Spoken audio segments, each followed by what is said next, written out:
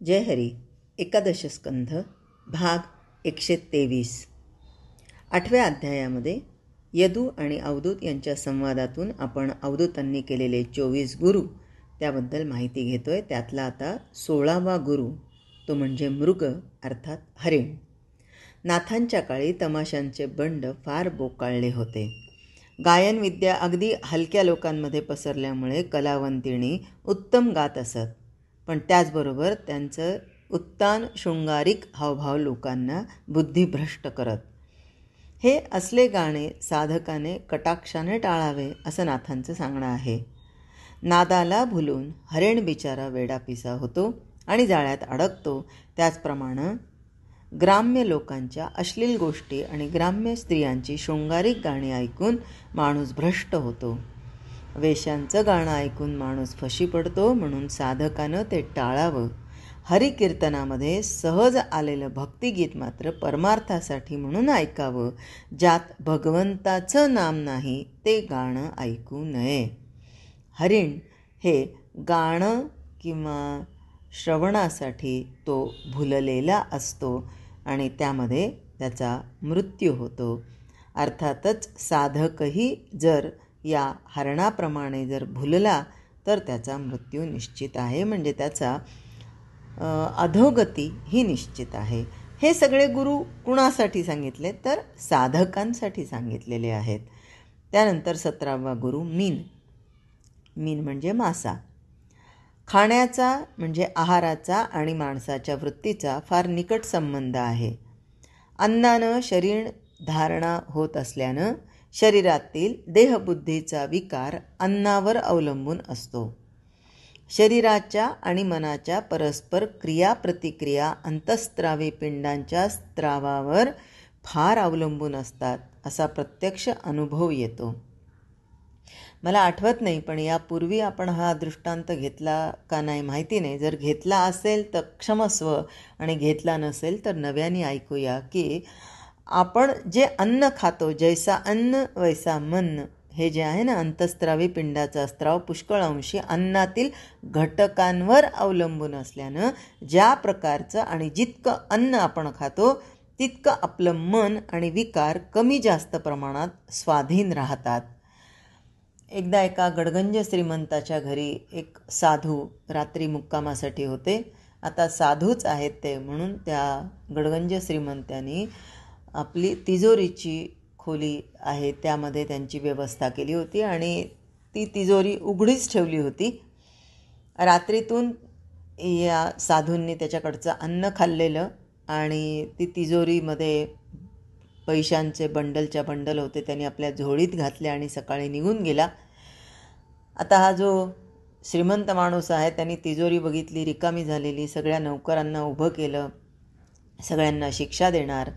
तितक्यात साधू महाराज परत वापस आले, कारण हा साधूंवर तर विश्वास घेणारा, साधूंवर विश्वास होता त्यामुळे अविश्वास घेणारा नव्हता. तो बिलकुल असं मनात सुद्धा त्याच्या येत नव्हतं की साधूंनी चोरी केली असेल, कारण ते साधू आहेत शेवटी.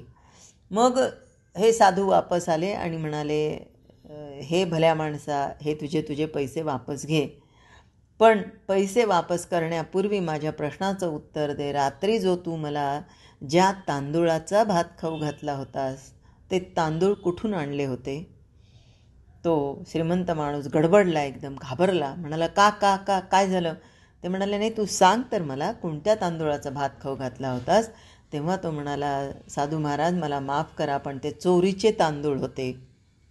आणि त्यावेळेस साधू महाराजांनी सांगितलं, तुझ्या चोरीच्या तांदूळाचा भात माझ्या पोटामध्ये गेल्यामुळे माझी वृत्तीसुद्धा बदलली गेली आणि तुझे पैसे मी चोरीला घेऊन गेलो, चोरले गेले, आणि जेव्हा ते तू खाऊ घातलेलं अन्न माझ्या पोटातलं बाहेर गेलं तेव्हा माझी वृत्ती परत स्थिर झाली आणि मी हे जे भांडवल नेलं होतं, तुझे जे पैसे नेले होते ते मी आणून दिले.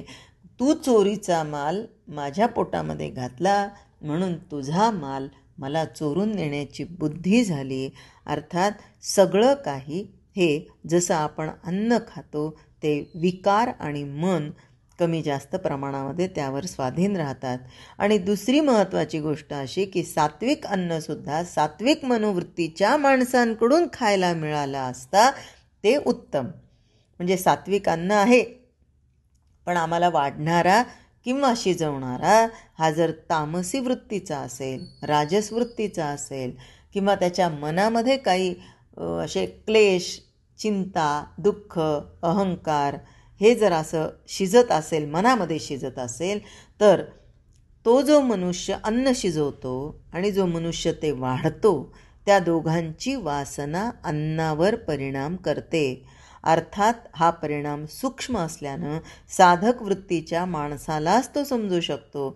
बरेचसे साधक साधन कालामध्ये स्वतः शिजवून खातात, किंवा कोरडी भिक्षा मागून ती शिजवून खातात, किंवा अत्यंत सात्विक गृहस्थाच्या घरचंच अन्न खातात. सध्याच्या हॉटेलच्या आणि विश्रांती भुवनांच्या युगामध्ये आहाराच्या शुद्धतेबद्दल काही सांगणं अव्यवहार्य वाटतं. म्हणून इतकं तरी सांगणं जरूर आहे की साधकानं जरूर तेवढंच, जरूर त्या ठिकाणीच, जरूर त्यावेळीच आणि जरूर त्याच्या हातचंच अन्न खाण्याची सवय ठेवावी. याला अपवाद एकच, तो म्हणजे सत्पुरुषाच्या घरचा आणि हातचा प्रसाद होय. तिसरी गोष्ट अशी की साधकाचं मन जसं जसं अंतर्मुख होऊ लागतं तसतशा त्याच्या अन्नविषयक आवडीनिवडी क्षीण होऊ लागतात.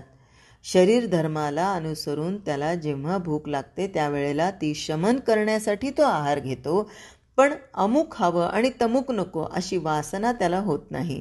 त्याचप्रमाणे भूक लागली नसता एखादा चमचमीत आणि रसानं भरलेला पदार्थ समोर पाहिला किंवा त्याचा खमंग वास आला तरी तो खावा असं मनाला न वाटलं तर आपली खाण्याबद्दलची वासना थोडी क्षीण झाली असं खात्रीनं समजावं.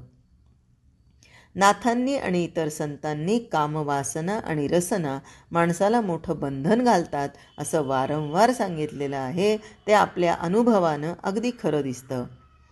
नाथ महाराज इथं म्हणतात की अर्थसंग्रहानं जीवघात, स्त्रीसंगानं अधपात आणि रसना लोलुपतेनं प्राणघात असे 3 प्रकारचे घात माणसाच्या जीवनात घडतात.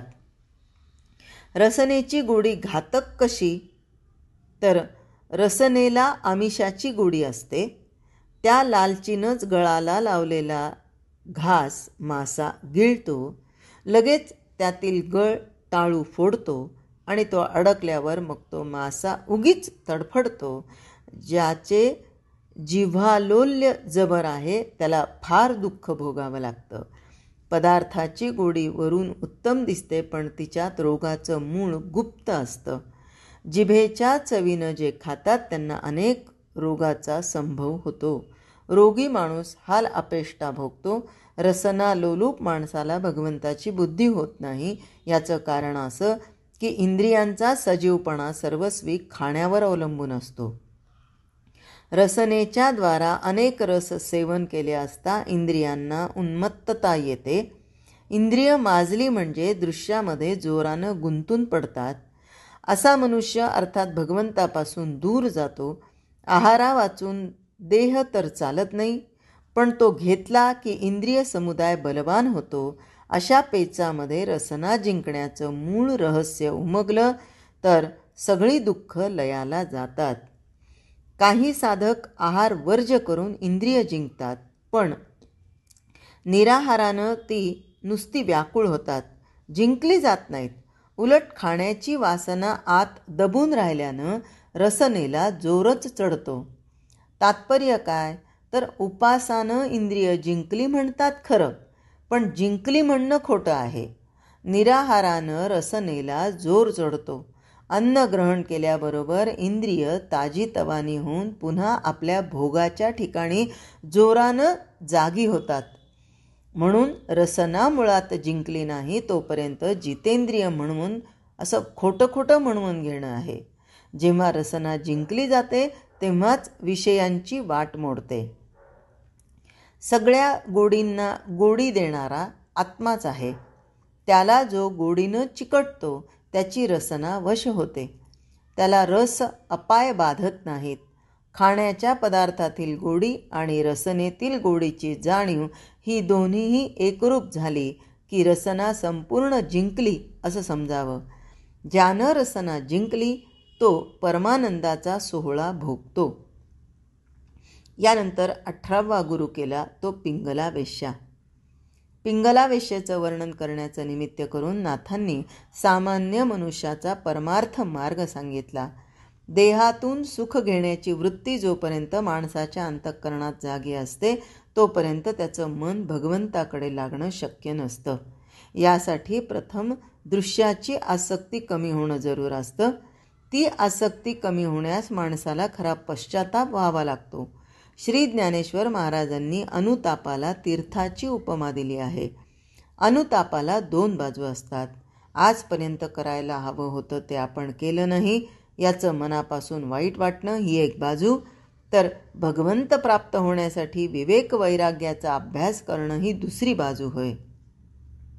पिंगलेला जो अनुताप झाला तो आशाभंगापायी झाल्यानं त्याच्यातून देहभोगाबद्दल उदासीनता आणि भगवंताबद्दल आतुरता आपोआप उत्पन्न झाली.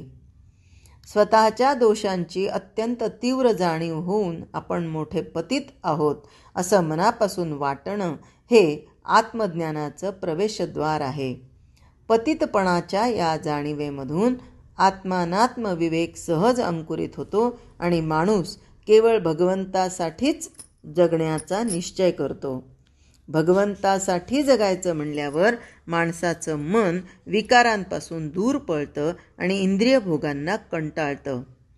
त्यामध्ये भगवंताच्या स्मरणाचा अभ्यास ठेवला म्हणजे मन आपोआप अंतर्मुख होतं आणि विषयांचे संकल्प विकल्प ओस पडतात. संकल्प विकल्पांचा पूर्ण निराश होऊन वासना शांत झाली की मन समाधीमग्न होतं. पिंगलेला हा अनुभव आला.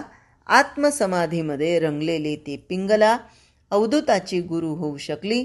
यामध्येच तिच्या वैराग्याचं म्हणजे निर्वासनतेचं महत्त्व आहे. म्हणून अध्याय संपवताना 25 ओव्यांमध्ये आशेपासून होणारा अनर्थ आणि निराशेपासून म्हणजे निर्वासनतेपासून साधणारे सच्चिदानंद पद नाथांनी वर्णन केलं आहे. नाथांच्या प्रचंड वाङ्मयामध्ये या 25 ओव्या वाङ्मय, साहित्य, भाषा आणि तत्त्वज्ञान या दृष्टीनं प्रथम क्रमांकात बसतात. यात शंकाच नाही. साधकांनी तर या नित्य पाठातच ठेवाव्या. याचा पुढील भाग आपण उद्याच्या भागामध्ये ऐकूया. जय हरी.